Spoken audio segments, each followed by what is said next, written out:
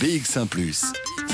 Toujours plus d'actu. Pour l'instant, on va essayer de faire le point sur ce qu'on sait ou qu'on croit savoir ou sur ce qu'on ne sait pas à propos du variant Omicron, variant qui continue sa progression. 41% des nouvelles infections diagnostiquées en Belgique sont liées à ce variant Omicron. Ça fait 3000 infections par jour en moyenne et on prédit que ce variant sera majoritaire dans le courant du week-end. On est en ligne avec Jean-Christophe Goffard, qui est le chef du service de médecine interne de l'hôpital Erasme.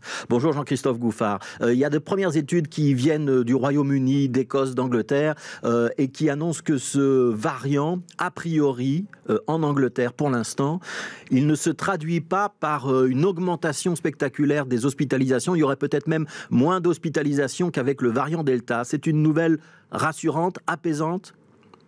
Ouais, c'est en tout cas une bonne nouvelle et donc il faut être optimiste j'ai presque envie de dire positif, même si ça fout le bordel quand on est positif. Mais ça vaut la peine de se dire que oui, on a peut-être la chance que ce variant soit en effet un petit peu moins virulent que le variant Delta. Mais à quel point est-ce que cette diminution de virulence sera compensée par l'augmentation de contagiosité? Ça, on ne le sait pas. Il faut savoir aussi qu'on doit prendre les études avec pincettes. La population infectée est encore relativement jeune. C'est la population qui est mobile, qui a beaucoup de contacts sociaux et c'est essentiellement cette population-là qui est représentée par les infections pour l'instant. Voilà, on parle d'une diminution de 30-40% par rapport aux infections liées au variant Delta. On rappelle quand même, par contre, il est très contagieux. Est-ce que ça veut dire que mécaniquement, il y aura quand même beaucoup de monde dans nos hôpitaux ?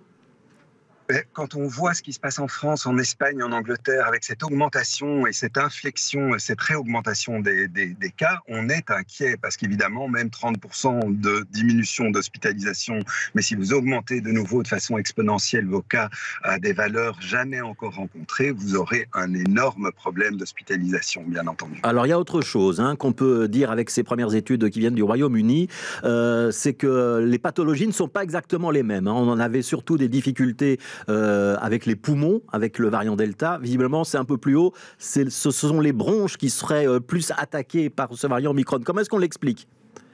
Alors, c'est compliqué à expliquer, mais il faut savoir que le variant Omicron est très différent des autres variants. En fait, la distance génétique qui le sépare des autres, l'alpha, le bêta, le delta, est énorme, à tel point que son origine du virus est probablement une origine animale, c'est-à-dire un passage chez l'animal et puis un retour vers l'homme, peut-être la souris, peut-être d'autres hôtes intermédiaires.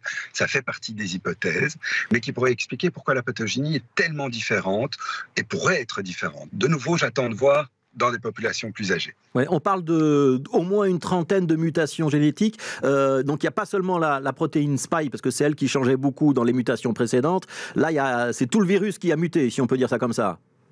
Tout à fait. En fait, quand on parle des trentaines de mutations, c'est rien que dans la spike, mais vous avez aussi des mutations dans des protéines qui sont essentielles pour échapper à l'immunité de l'individu et donc qui pourraient du coup modifier la pathogénie. Le virus a l'air de s'être adapté à un animal avant de repasser chez l'homme. Oui. Si ça touche les bronches plutôt que les poumons, est-ce que ça veut dire que c'est moins grave, professeur Goffard ? Impossible à dire sur le court terme, évidemment, parce que les bronches qui sont abîmées de façon longue, chronique, ça peut être embêtant. Des bronches qui sont abîmées chez quelqu'un qui a des comorbidités, ça peut être embêtant. Donc non, je ne peux pas m'avancer par rapport à ça, malheureusement. Voilà, donc un virus qui est peut-être passé par des animaux, par exemple la souris, pour revenir vers l'homme. Ça, c'est une hypothèse sur laquelle il faut donc encore travailler. J'ai une toute dernière question. Est-ce que ces nouvelles qui sont plutôt rassurantes, qui proviennent de ces premières études, est-ce que c'est un argument pour ne pas se faire vacciner et renoncer à son booster ? Au contraire, le booster permet de récupérer une partie de l'immunité qui a été perdue. Donc oui, j'insiste, il faut se faire vacciner, ça vaut la peine, surtout pour éviter soi-même de se retrouver hospitalisé et de se retrouver aux soins intensifs. Protégez-vous, c'est quelque chose qu'on disait déjà dans les années 80. Maintenant, le type de protection a changé.